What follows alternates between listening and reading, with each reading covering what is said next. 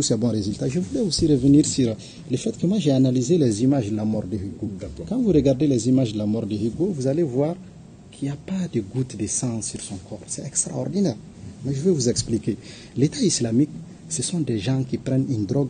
Quand il la prend, ça te donne une sensation de confiance, ça te donne un optimisme, ça te donne une sensation de puissance surréaliste qui fait que les risques, tu les minimises par zéro.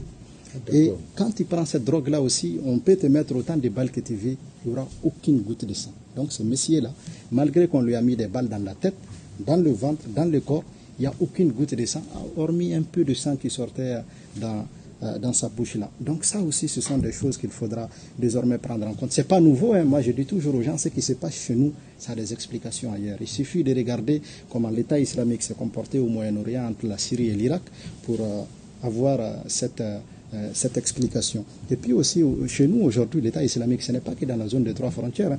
Je sais que quand on parle de Nigeria, les gens pensent que c'est un peu loin. Mais aujourd'hui, les gens qui sont installés chez nous, ce sont les mêmes qu'aujourd'hui qui sont du côté du Nigeria. Ce qui fait qu'entre le Mali et le Nigeria, il y a le Niger, ils traversent toute cette zone-là. Et ils recrutent beaucoup dans ces zones, dans ces pays et tout ça. Tout le nord du Nigeria, aujourd'hui, ce sont ces gens-là qui sont présents là-bas. Vous avez souvent des attaques qui se font en Drambuka, en Enekar, en Menaka ou en Tsongo, et c'est mêlé par des gens qui ne parlent même pas français, qui parlent anglais.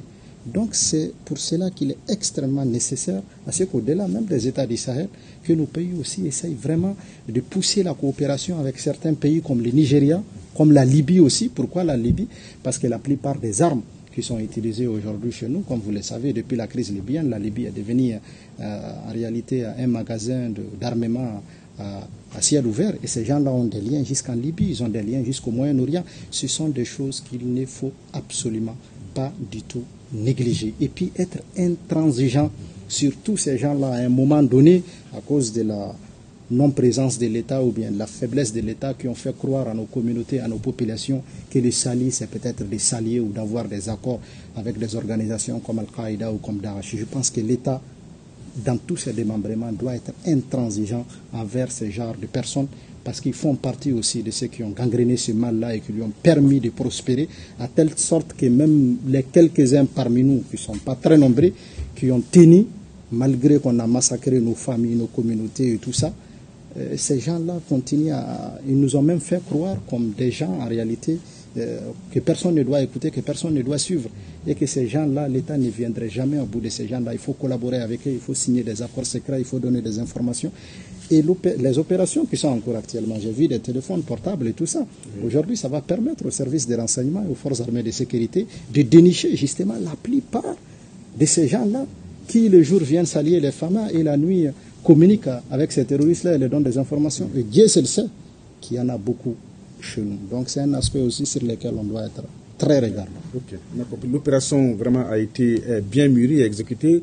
On a vu aussi les bilans. Dans les bilans humains, on note la neutralisation, bien sûr, de Abou Huzaifa de Hugo. Il était le plus grand chef militaire de Daesh, on l'a dit, dans la zone des 3 frontières, un des plus emblématiques leaders de cette nébuleuse.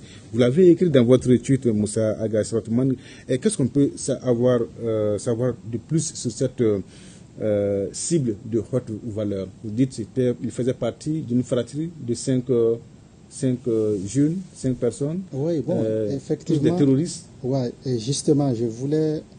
Abdulwahab Ould-Chorib dont j'ai parlé, il a un frère qui s'appelle Youssouf Ould-Chorib, c'est le cadi de l'État islamique. Ils ont un autre frère qui s'appelle Dadi Ould-Chorib Abou Dardar. Ils ont un autre frère qui a été neutralisé au nord de Menaka, à Louane. Ils ont un autre frère, le dernier qui a été arrêté récemment, Habib.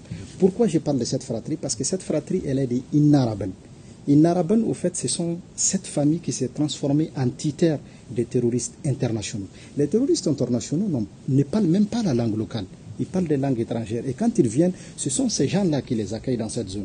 Ce sont ces gens-là qui les hébergent dans cette zone. Et ce sont ces gens-là qui les mettent progressivement en contact avec les communautés. Et ce sont ces gens-là qui font les relais avec les communautés. C'est pour ça que je dis que l'opération du 21 janvier des forces de défense et de sécurité dans les villages d'Innaraban a mis fin presque à l'existence de ces gens-là.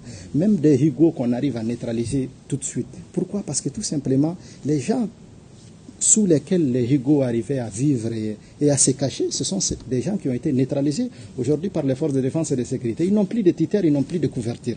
C'est pour ça que j'insistais tout à l'heure pour dire que ce sont des choses sur lesquelles les autorités doivent être très, très, très regardantes. Naraban, c'était la plaque tournante du djihad international qui voulait s'installer au Sahel. À partir du Naraban, on a planifié l'opération de Tongo Tongo pour aller tuer non seulement les forces spéciales américaines, mais aussi les forces spéciales nigériennes. C'est à partir du Naraban qu'ils ont planifié des opérations pour frapper à Tongo Tongo, pour frapper à Inates, pour frapper à Tin Ankof au Burkina, pour aller mener même des opérations jusqu'au Nigeria. Et le fait qu'aujourd'hui ce village-là a été ciblé et que cette fratrie est en train d'être neutralisée, vous allez voir progressivement maintenant, on va pouvoir mener des opérations qui vont nous permettre de neutraliser des gens comme Higo. D'accord. Et Naraban, est-ce que